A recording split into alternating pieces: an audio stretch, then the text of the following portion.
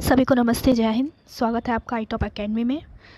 कल के वीडियो में हमने साइंस के तीसरे टॉपिक को कवर किया था, सजीव और निर्जीव पदार्थ और जीव जगत। कल वीडियो लंबी हो जाती, इस वजह से हम पूरा टॉपिक कवर नहीं कर पाए थे। तो आगे के टॉपिक को हम आज की वीडियो में कवर करने की कोशिश करते हैं, कंप्लीट करने की कोशिश करते हैं। तो चलिए शुरू करते हैं। टॉपिक का नाम है पौधों का वर्गीकरण।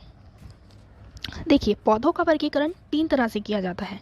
पहला, पुष्प के आधार पर किया जाता है। दूसरा, उनके आकार के आधार पर किया जाता है। और तीसरा, पौधों की आयु के आधार पर किया जाता है। अब पुष्प के आधार पर पौधों के वर्गीकरण की यदि हम बात करते हैं तो पुष्प के आधार पर वर्गीकरण, नाम से ही पता लग रहा है, पुष्प अर्थात फूल, यानी पुष्प के आधार पर जो वर्गीकरण किया जाता है उसमें 2 तरह के पौधे होते हैं। पहला होता है पुष्पी और दूसरा है अपुष्पी पौधे। पुष्पी पौधे और अपुष्पी पौधों में क्या अंतर है? पुष्पी पौधे जो होते हैं वो पूर्णतः विकसित होते हैं। पुष्पी पौधे पूर्ण रूप से विकसित होते हैं, जैसे कि इनमें पुष्प और फल होते हैं। जड़, तना, पत्ते स्पष्ट होते हैं। इनमें जड़ अलग स्पष्ट दिखाई देती है, तना, पत्ती सब स्पष्ट रूप से दिखाई देते हैं। वो पौधे होते हैं पुष्पी पौधे, जैसे कि गुलाब का पौधा सबने देख रखा है, सरसों, आम, सूरजमुखी, कुमुदनी इत्यादि आदि और भी बहुत से पौधे हैं, वो पुष्पी पौधे कहलाए जाते हैं, जो बिल्कुल स्पष्ट रूप से, जिनमें जड़, तना और पत्ती हम देख सकते हैं, जिसपे फल भी लगते हैं, फूल भी आते हैं, वो पौधे होते हैं पुष्पी पौधे। अपुष्पी पौधे में पुष्प और फल दोनों का अभाव रहता है। इसमें ना तो पुष्प आते हैं, ना ही इन पर फल लगते हैं। इनमें जड़, तना, पत्ती का भी अभाव रहता है। अपुष्पी पौधों में जड़, तना, पत्ती इनका अभाव रहता है। इनमें जड़, तना, पत्ती होते ही नहीं है, अधिकतर अभाव रहता है। ऐसा नहीं है कि बिल्कुल नहीं होते, किसी किसी पौधे में होते भी हैं, लेकिन अधिकतर जड़, तना और पत्ती का इनमें अभाव रहता है। तो इनकी वृद्धि कैसे होती है? इनकी वृद्धि होती है बीजाणुधानी। इनमें बीजाणुधानी होती हैं। बीजाणुधानियों में बीजाणुओं द्वारा, बीजाणुधानी में बीजाणु बनते हैं, उनके द्वारा इनकी वृद्धि होती है। इसके उदाहरण हैं, जैसे हो गया कवक, शैवाल, मॉस, फर्न, बैक्टीरिया इत्यादि। ये सब अपुष्पी पौधों के उदाहरण हैं।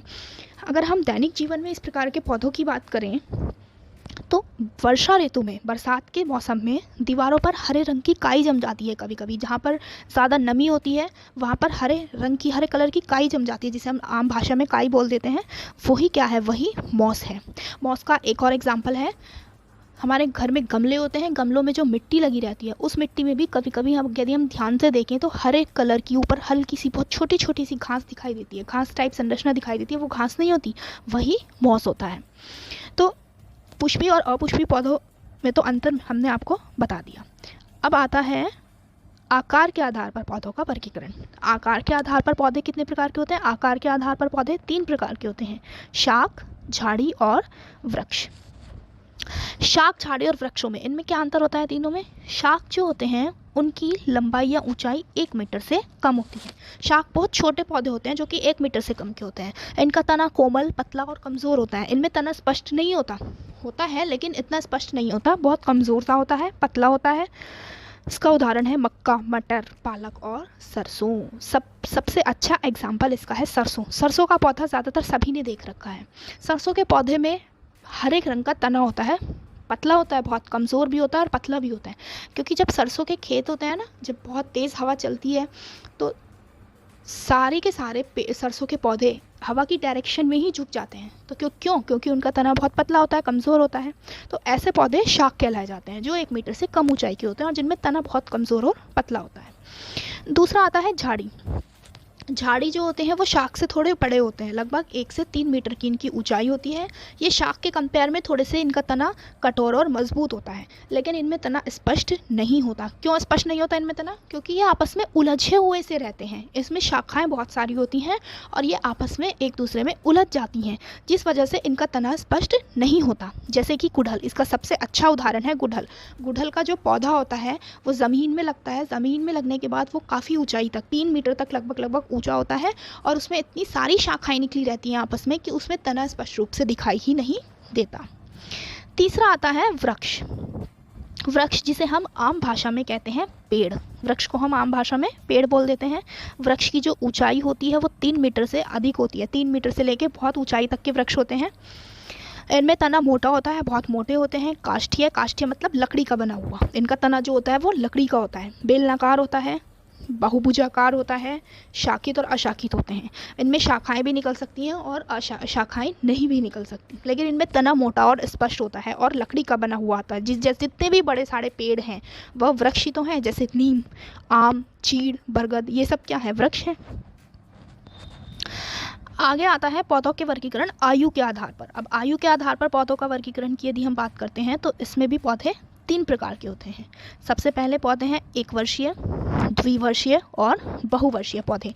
नाम से ही स्पष्ट है, 1 वर्षीय पौधे जो 1 वर्ष के भीतर, जिनका जीवन चक्र 1 वर्ष के भीतर पूरा हो जाता है, अर्थात 1 वर्ष के भीतर ही इनका बीज बोया जाता है, पौधे बनते हैं और बीज बोने के 1 साल के अंदर ही इनका जीवन चक्र नष्ट हो जाता है। तो वो पौधे 1 वर्षीय पौधे, जैसे चना, मटर, गेहूँ, धान, मक्का और ज्वार। और भी बहुत सारे पौधे हैं जो कि 1 वर्षीय पौधे हैं।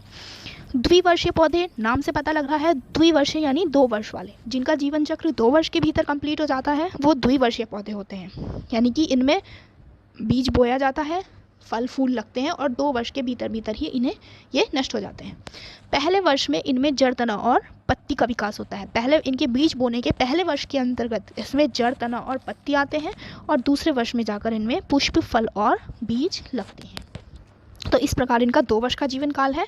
इस प्रकार के पौधे, यहाँ पर ध्यान देने वाली बात है, इस प्रकार के पौधे बहुत कम मिलते हैं। इस प्रकार के पौधे बहुत कम मिलते हैं और इसका एक उदाहरण है केला।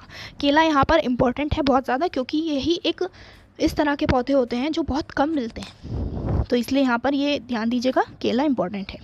तीसरा आता है बहुवर्षीय पौधे। बहुवर्षीय पौधे जो कई वर्षों तक जीवित होते हैं। नाम से पता लग रहा है, बहुवर्षीय यानी बहुत अधिक वर्षों तक जीवित रहने वाले पौधे। पूरे जीवन चक्र में इन पर फल और फूल लगे रहेंगे। इनमें तीनों तरह के पौधे आते हैं, शाख भी, झाड़ी भी और वृक्ष भी। तीनों प्रकार के पौधे जो होते हैं वो बहुवर्षीय पौधे होते हैं, जैसे कि दूब घास, आम और कटहल।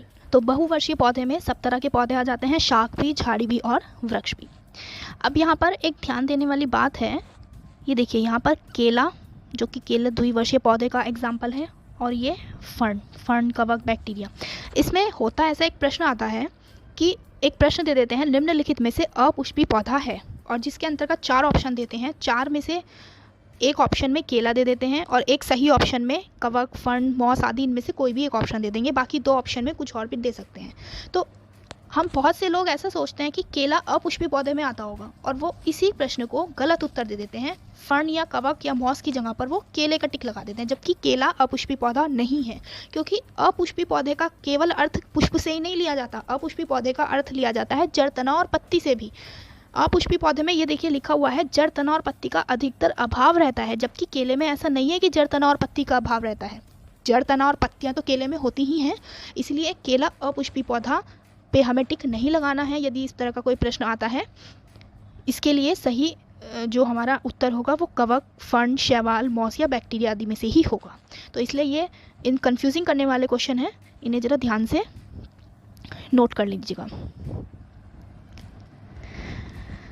नेक्स्ट आता है जंतुओं का वर्गीकरण। अभी तक हमने पौधों का वर्गीकरण पढ़ा था, अब हम पढ़ते हैं जंतुओं का वर्गीकरण। देखिए, जंतुओं का वर्गीकरण भी 4 प्रकार का होता है। सबसे पहले संरचना के आधार पर, दूसरा आता है मेरुदंड के आधार पर, तीसरा प्रजनन के आधार पर, और चौथा वासस्थान के आधार पर। यानी जंतुओं की संरचना के आधार पर जंतुओं का वर्गीकरण। जंतुओं में मेरुदंड, मेरुदंड का मतलब होता है रीढ़ की हड्डी, रीढ़ की हड्डी के आधार पर जंतुओं का वर्गीकरण। प्रजनन क्षमता के आधार पर जंतुओं का वर्गीकरण, और वासस्थान, वासस्थान यानी रहने के स्थान पर, रहने के स्थान के आधार पर जंतुओं का वर्गीकरण।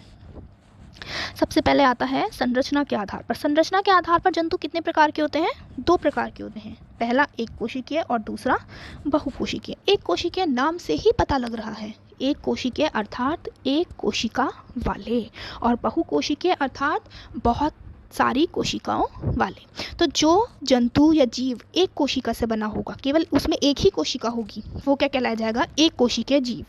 और जिसमें बहुत सारी अनगिनत कोशिकाएं होती हैं वो होता है बहुकोशिकीय जीव। एक कोशिकीय जीव को हम नग्न आंखों से नहीं देख सकते, वो हमें नग्न आंखों से नहीं दिखाई देते, उनके लिए हमें सूक्ष्मदर्शी का ही प्रयोग करना होगा, जबकि बहुकोशिकीय जीवों को हम नग्न आंखों से देख सकते हैं। एक कोशिकीय जीव जो होते हैं वो नम्न वातावरण में रहते हैं, नम्न जलीय वातावरण में, अर्थात जहाँ पर नमी ज़्यादा रहती है वहाँ पर एक कोशिकीय जीव ज़्यादा पाए जाते हैं। एक कोशिकीय जीव को हम प्रथम जीव भी कहते हैं। जैसे कहते हैं ना देश का प्रथम नागरिक कौन होता है, राष्ट्रपति, उसी तरह से प्रथम जीव, एक कोशिकीय जीव प्रथम जीव कहलाए जाते हैं, क्योंकि सबसे पहले इन्हीं की उत्पत्ति हुई थी एक कोशिका से, तो ये प्रथम जीव कहलाए जाते हैं। इसका उदाहरण है अमीबा, पैरामीशियम, यूग्लिना इत्यादि। और बहुकोशिकीय जीव, जो भी जीव हमें आंखों से दिखाई देते हैं वो सब बहुकोशिकीय ही तो हैं। हाइड्रा, घोंगा, मछली, मेंढक, मनुष्य इत्यादि, ये सब क्या है, बहुकोशिकीय जीव हैं। दूसरा आधार है मेरुदंड। मेरुदंड के आधार पर जीव कितने प्रकार के होते हैं, मेरुदंड के आधार पर 2 प्रकार के होते हैं, अकशेरुकी और कशेरुकी। अकशेरुकी, देखिए जहाँ पर भी अ शब्द आ जाए उसका अर्थ अभाव से है। अकशेरुकी अर्थात रीढ़ की हड्डी का इनमें अभाव होता है, यानी इनमें मेरुदंड नहीं पाया जाता, और कशेरुकी में मेरुदंड पाया जाता है। तो अकशेरुकी वो होते हैं जिनमें रीढ़ की हड्डी नहीं होती, और कशेरुकी होते हैं जिनमें रीढ़ की हड्डी पाई जाती है। अकशेरुकी के अंतर्गत कीड़े मकोड़े आ जाते हैं, केंचुआ, तिलचट्टा, कॉकरोच, घोंगा, जोंक, मकड़ी इत्यादि, ये सब क्या है, अकशेरुकी। जबकि कशेरुकी में मछली, मेंढक, पक्षी, जितने भी पक्षी होते हैं सब में रीढ़ की हड्डी पाई जाती है। गायें, कछुआ, चूहा, मनुष्य, ये सब क्या है, अकशेरुकी जंतु। तीसरा आधार आता है प्रजनन के आधार पर। प्रजनन के आधार पर कितने प्रकार के होते हैं, प्रजनन के आधार पर 2 प्रकार के होते हैं, अंडयुज और जरायुज। नाम से पता लग रहा है अंडयुज, अंडा देने वाले जो जंतु अंडा देते हैं वो कहलाए जाते हैं अंडयुज, और जो जंतु बच्चे देते हैं वो कहलाए जाते हैं जरायुज। अंडयुज के एग्जाम्पल देख लीजिए, मछली अंडा देती है, मेंढक अंडे देते हैं, छिपकली, सांप, पक्षी, कीड़े मकोड़े, छोटे छोटे कीड़े मकोड़े जितनी भी है सब अंडा देते हैं, तो ये अंडयुज की श्रेणी में आ जाएंगे। जरायुज होंगे मनुष्य, चूहा, खरगोश, गाय, बकरी आदि, ये सब क्या हैं, जरायुज कहलाए जाएंगे। और आखिरी आता है इसमें वास स्थान के आधार पर। वास स्थान यानी रहने के आधार पर। रहने के आधार पर जंतु 4 प्रकार के होते हैं।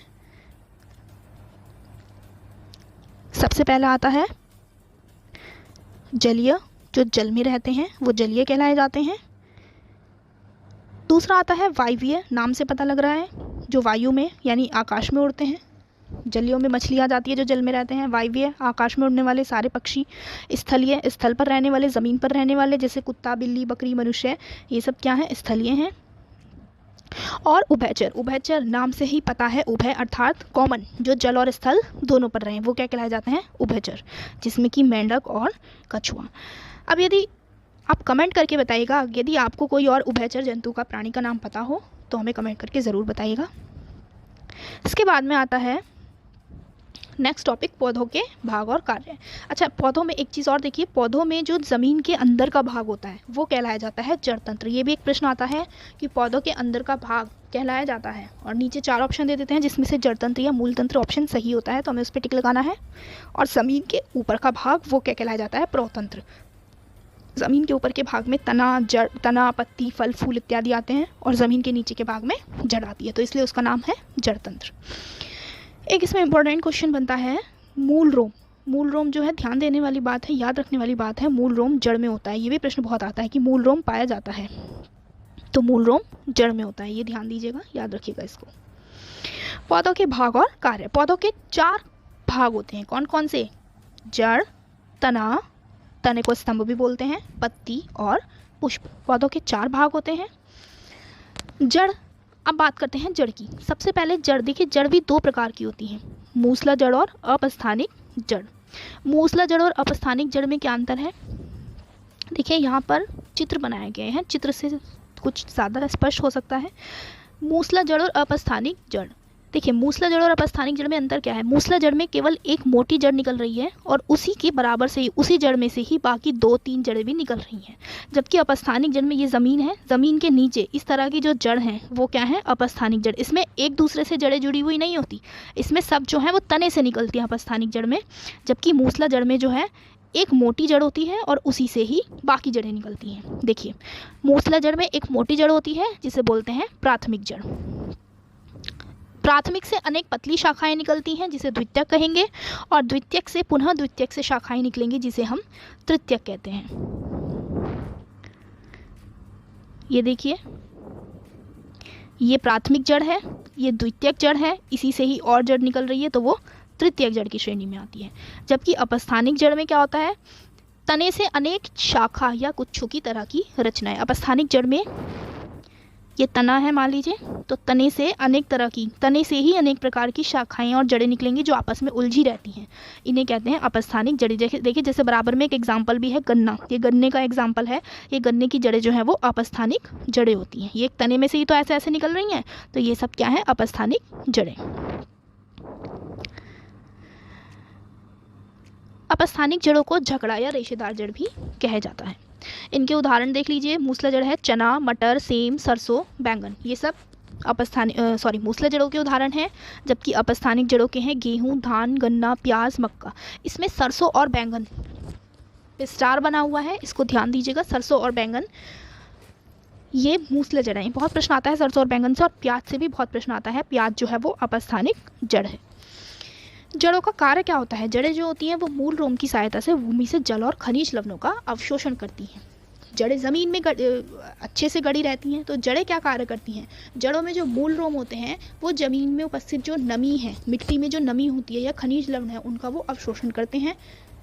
जड़ों का कार्य क्या होता है कि मिट्टी से खनिज लवणों का अवशोषण करना। नेक्स्ट आता है तना या स्तंभ। तना पौधे का सबसे दृढ़ भाग होता है। तना एक बिल्कुल लंबी बेलनाकार डंडी के रूप में रहता है।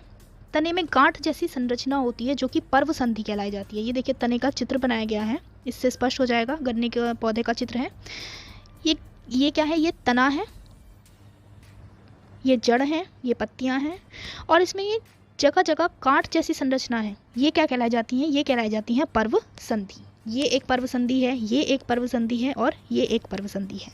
और किन्हीं दो पर्व संधियों के बीच की जो जगह होती है वो कहलाई जाती है पर्व। ये क्या कहलाया जाएगा? दो पर्व संधियों के बीच के जो स्पेस होगा पर्व कहलाया जाएगा। तो यही इसमें लिखा गया है, गांठ जैसी संरचना पर्व संधि और दो पर्व संधियों के बीच का स्थान पर्व कहलाया जाता है। तने का कार्य क्या होता है? जड़ों से पत्ती तक जल का संवहन, अर्थात जड़ों से पत्ती तक भोजन और जल का संवहन, अर्थात भोजन और जल को पत्ती तक पहुंचाना, वो क्या कार्य करता है? तने का कार्य करता है, तना कार्य करता है। नेक्स्ट आता है पत्ती। पत्ती के चित्र देखिए, पत्ती को भी हम चित्र से ही स्पष्ट रूप से देख सकते हैं, समझ सकते हैं। ये देखिए, ये एक पत्ती का चित्र है, ये तना है, ये पत्ती है। पत्ती तने से जिस जगह से जुड़ रही है वो क्या कहलाया जाता है? पर्णाधार। ये देखिए तने और पत्ती के जुड़ने का जो स्थान है वो क्या कहलाया जाता है? पर्णाधार। पत्ती का ये चपटा फलक, ये पूरा का पूरा चपटा हुआ फलक, ये क्या कहलाया जाता है? पर्णफलक। ये कहलाया जाता है पर्णफलक। और पर्णाधार, जहां से पत्ती तने से जुड़ी, और ये पर्णफलक, यहां से यहां तक ये पर्णफलक हुआ। पर्णफलक और पर्णाधार के बीच का ये स्थान, ये वाला, ये डंठल नुमा भाग इतना, ये क्या कहलाया जाता है? पर्णव्रंथ। ये कहलाया जाता है पर्णव्रंथ। ये बाउंड्री, पत्ती की जो ये बाउंड्री है, ये क्या कहलाई जाती है? पर्णतट। ये कहलाई जाती है पर्णतट। देखिए इसमें यही लिखा गया है, पत्ती और तने का जोड़, जहां पत्ती तने से जुड़ रही है वो पर्णाधार। पत्ती का चपटा हुआ भाग, पत्ती का चपटा हुआ जो भाग है वो पर्णफलक। पर्णफलक और पर्णाधार के बीच डंठलनुमा भाग पर्णव्रंथ, ये पर्णव्रंथ है। ऊपरी सतह पत्ती की गहरे हरे रंग की और चिकनी होती है। पत्ती की सतह चिकनी इसलिए होती है कि चिकनी सतह से प्रकाश का परावर्तन हो सके, अर्थात प्रकाश की जो किरणें आती हैं वो चिकनी सतह से परावर्तित होकर वापस चली जाती हैं, तो इससे पत्ती को ज़्यादा हानि नहीं होती। खुरदुरी और निचली पत्ती की जो निचली सतह होती है उस पर खुरदुरी और उभरी हुई शिराएं होती हैं निचली सतह पर। ये देखिए, ये क्या है? ये शिराएं हैं, ये पत्ती की निचली सतह पर हैं और उभरी हुई रहती हैं। अगर हम हाथ लगाएंगे तो हमें ये महसूस देती हैं। और ये वाली शिरा मध्य शिरा कहलाई जाती है, जो बीच में होती है वो मध्य शिरा कहलाई जाती है। शिराओं के कारण ही पर्णफलक फैलता है। ये इंपॉर्टेंट क्वेश्चन है, इसके नीचे अंडरलाइन किया गया है कि पर्णफलक का फैलना किसके कारण होता है? शिराओं के कारण। भोजन को पत्ती से तने तक पहुंचाने का कार्य भी शिराएं ही करती हैं। यहाँ पर ये ध्यान देने वाली बात है कि शिराओं का जो जाल है, इन शिराओं के जाल का कार्य क्या है कि जो भोजन है, पत्ती ने भोजन बनाया, उस भोजन को पत्ती से तने तक जो पहुंचाती हैं वो शिराएं ही पहुंचाती हैं। और इसमें हम ये पहले भी बता चुके हैं, पहले भी इस बारे में डिस्कस किया जा चुका है, पर्णरंध्र। पत्ती की निचली सतह पर छोटे छोटे छिद्र होते हैं, पत्ती की निचली सतह पर छोटे छोटे छिद्र होते हैं, इन छिद्रों को क्या कहते हैं? पर्णरंध्र। इन छिद्रों की सहायता से ही पत्ती जो है वो वाष्पोत्सर्जन करती है, उत्सर्जन करती है, श्वसन, प्रकाश संश्लेषण आदि का कार्य किया जाता है। इन्हें इंग्लिश में स्टोमेटा कहते हैं। पौधे का आखिरी भाग है पुष्प, जो कि पौधे का सबसे आकर्षक और महत्वपूर्ण भाग है। यही पौधे का जनन अंग भी कहलाया जाता है। जनन अंग किस लिए? क्योंकि इसी पौधे के इसी भाग में नए पौधे के विकास की सभी प्रक्रियाएं होती हैं, तो इसे पौधे का जनन अंग कहते हैं। इसमें निषेचन के पश्चात अंडाशय से फल विकसित होता है। निषेचन होता है, प्रजनन के लिए जो आवश्यक क्रियाएं हैं वो सब होने के पश्चात अंडाशय से ही यहाँ पर फल बनता है, और उस फल में एक या अनेक बीज रहेंगे और उन बीजों के अंकुरण से ही नए पौधे का विकास होगा। फल के इसके पौधे के पुष्प के भी 4 भाग होते हैं, ये भी चित्र से अच्छे से स्पष्ट हो जाएगा। बाह्य दल, दल, पुंकेसर और स्त्री केसर। ये देखिए,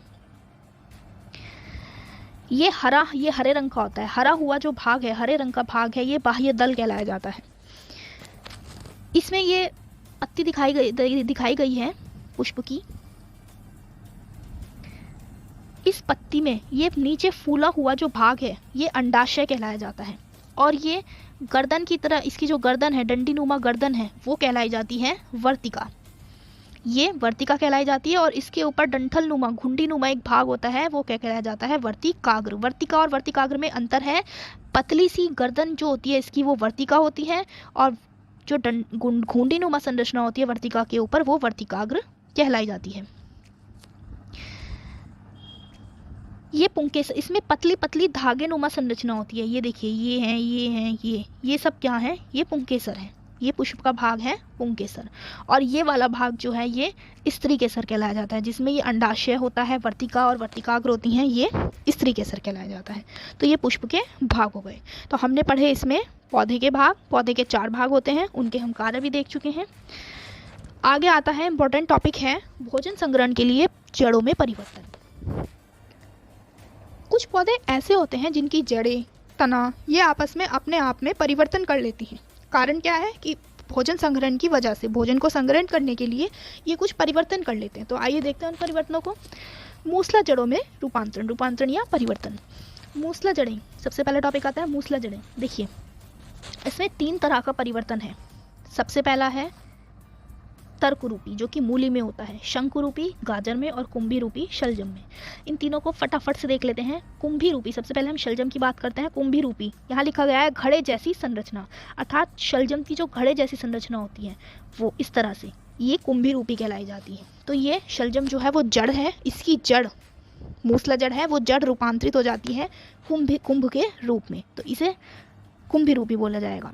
गाजर की शंकुरूपी होती है। शंकुरूपी कैसी होती है? ऊपर मोटी और नीचे पतली, अर्थात इस शेप की, शेप भी बना रखी है, इस शेप की जड़ जो होगी वो शंकुरूपी कहलाई जाती है। और तर्कुरूपी, ऊपर और नीचे दोनों ओर पतली, इस तरह की। ये देखिए, ऊपर से भी थोड़ी सी पतली है गोलाई में और नीचे से भी पतली है, ये कहलाई जाती है तर्कुरूपी। ये मूली में पाई जाती है।